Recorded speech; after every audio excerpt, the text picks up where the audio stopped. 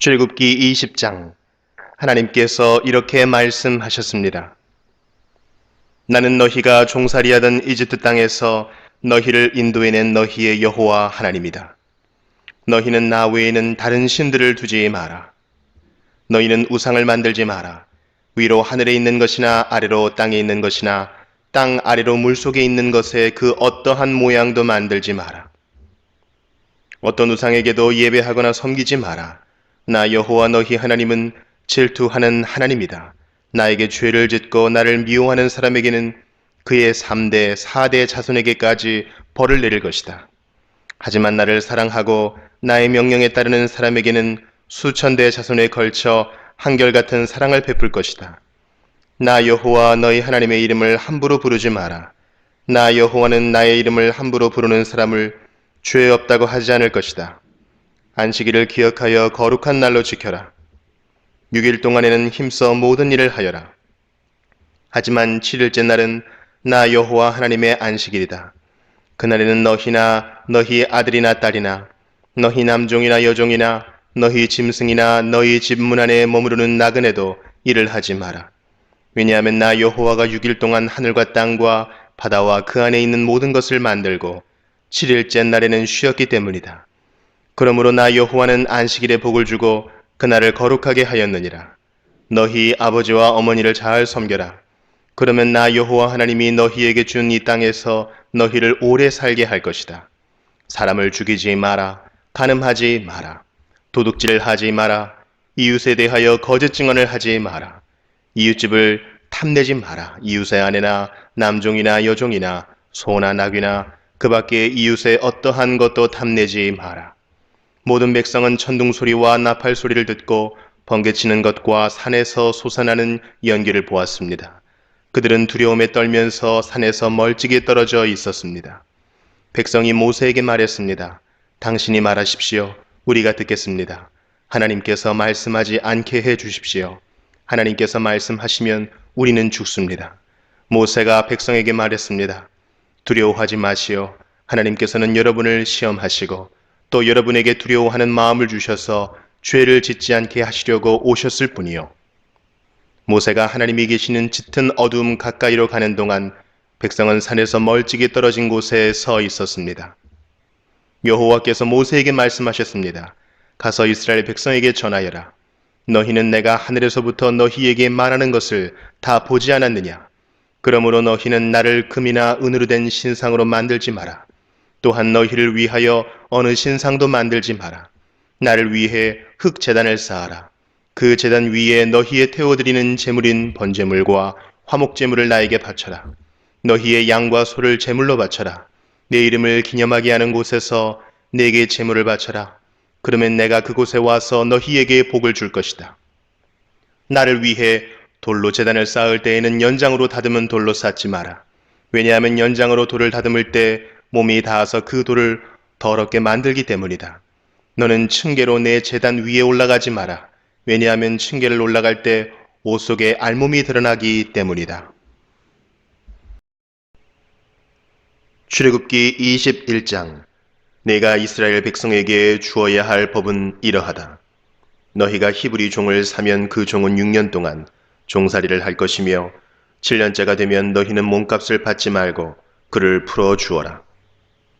만약 그 사람이 혼자 종으로 왔으면 혼자서 나가야 하고 결혼해서 아내와 함께 왔으면 아내와 함께 나가야 한다. 만약 종의 주인이 종에게 아내를 주어 그 아내가 아들이든 딸이든 자녀를 낳았으면 그 아내와 자녀는 주인의 것이 되고 종은 혼자서 떠나야 한다. 그러나 만약 그 종이 나는 내 주인과 내 아내와 내 자녀를 사랑합니다. 나는 자유의 몸이 되고 싶지 않습니다. 라고 말하면 주인은 그를 재판장 앞으로 데리고 가거라. 또 주인은 종을 문이나 문설주로 데리고 가서 날카로운 연장으로 종의 귀에 구멍을 뚫어라. 그러면 종은 영원토록 주인을 섬기게 될 것이다. 어떤 사람이 자기 딸을 여종으로 팔았으면 그 여종은 남종과 같은 방법으로 자유로운 몸이 될 수 없다. 만약 여종과 잠자리를 같이 한 주인이 그 여종이 마음에 들지 않아 더 이상 잠자리를 하지 않을 경우 그 여종을 자유롭게 놓아 주어라. 주인은 그 여종을 다른 사람에게 팔 권리가 없다. 파는 것은 그 여종을 속이는 것이기 때문이다. 그가 여종을 자기 아들의 아내로 삼으려고 샀다면 그는 여종을 자기 딸처럼 여겨야 한다. 만약 그가 다른 아내를 또 얻었다 하더라도 그는 여전히 첫 번째 아내에게 음식과 옷을 주고 잠자리를 함께하는 일을 해야 한다.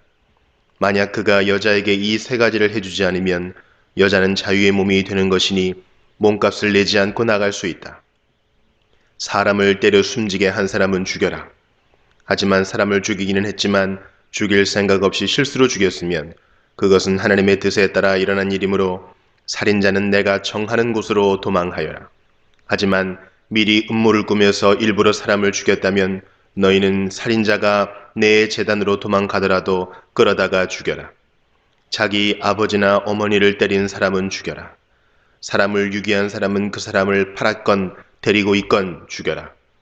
아버지나 어머니를 저주하는 사람은 죽여라. 사람들이 서로 다투다가 한 사람이 다른 사람을 돌이나 주먹으로 쳐서 사람이 죽지는 않았지만 자리에 누웠다가 일어나서 지팡이를 짚고 걸어다닐 수 있게 되었다면 때린 사람은 벌을 받지 않을 것이다. 하지만 때린 사람은 맞은 사람이 그동안에 입은 손해를 갚아주고 다 나을 때까지 치료비를 물어주어야 한다. 주인이 남종이나 여종을 막대기로 때려서 그 종이 그 자리에서 죽었다면 주인은 벌을 받을 것이다. 하지만 종이 하루나 이틀 동안 죽지 않고 살아있으면 주인은 벌을 받지 않을 것이다. 왜냐하면 종은 주인의 재산이기 때문이다. 두 사람이 싸우다가 임신한 여자를 건드려서 여자가 유산만 하고 달리 다친 데가 없다면 다치게 한 사람은 여자의 남편이 요구하는 돈을 갚아라. 그런데 이는 반드시 재판관의 결정을 얻어야 한다. 그러나 그 여자가 다치기까지 했다면 너희는 목숨은 목숨으로, 눈은 눈으로, 이는 이로, 손은 손으로, 발은 발로, 화상은 화상으로, 상처는 상처로, 멍은 멍으로 갚아라. 종의 주인이 남종이나 여종의 눈을 쳐서 눈을 멀게 했으면 주인은 그의 눈에 대한 대가로 그 종을 자유한 몸으로 풀어주어라. 만약 주인이 남종이나 여종의 이를 부러뜨렸다면 주인은 그에 대한 대가로 종을 자유한 몸으로 풀어주어라. 소가 남자나 여자를 들이받아서 죽였으면 그 소를 돌로 쳐서 죽여라. 그리고 그 소의 고기는 먹지 마라. 하지만 소의 주인에게는 죄가 없다. 만약 그 소가 들이받는 버릇이 있어서 사람들이 주의를 주었는데도 주인이 소를 울타리에 가두지 않았다가 그 소가 남자나 여자를 들이받아서 죽였다면 소뿐만 아니라 그 주인도 돌로 쳐서 죽여라. 그러나 죽은 사람의 가족이 돈을 달라고 하면 주인은 자기 목숨을 대신하여 그 가족이 달라는 대로 돈을 주어라. 소가 남자 아이나 여자 아이를 들이받아 죽였을 때도 같은 법을 따라라. 소가 남종이나 여종을 들이받아 죽였을 때는 소의 주인은 종의 주인에게 은 30세겔을 주고 소는 돌로 쳐서 죽여라. 어떤 사람이 구덩이를 열어놓았거나 구덩이를 파고 덮어놓지 않고 있다가 소나 나귀가 그 구덩이에 빠지면 구덩이의 주인은 짐승의 주인에게 돈으로 갚아라. 다만 그 구덩이에 빠져 죽은 짐승은 구덩이 주인의 것이다.